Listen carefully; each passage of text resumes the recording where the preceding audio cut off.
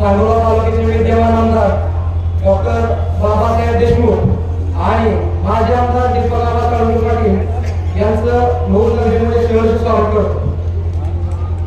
स्टेजवर उपस्थित सर्व प्रतिष्ठित व सर्व मतदार बंधू भगिनींनो, सांगोला तालुक्यात सांगोला तालुका विकास आघाडीच्या मार्फत पंचायत समिती चिमूर पंचायत समिती मार्फत राकेश कदम माजी उमेदवारी आणि मूळ पंचायत समितीसाठी मनीषा हरिदास येळे यांची आणि जिल्हा परिषद गटासाठी बाळासाहेब राळे यांची उमेदवारी जाहीर झाली।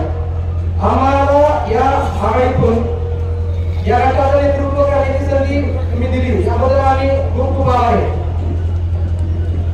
सध्याला असं वातावरण झालं आहे की कोण डाव देतंय, कोण मुरुम टाकून देतंय।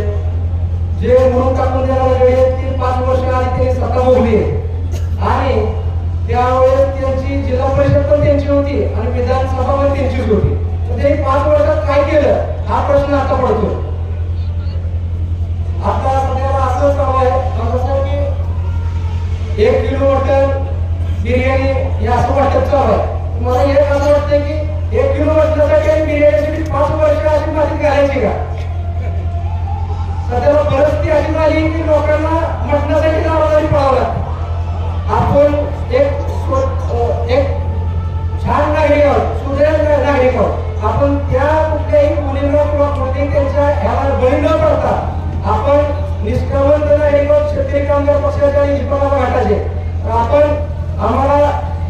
आम्हा तिघांनाही आशीर्वाद मतदान रूपी आशीर्वाद देऊन आम्हा तिघांनाही बहुमत असंख्य मतांनी निवडून द्यावं एवढंच बोलतो मी सांगतो।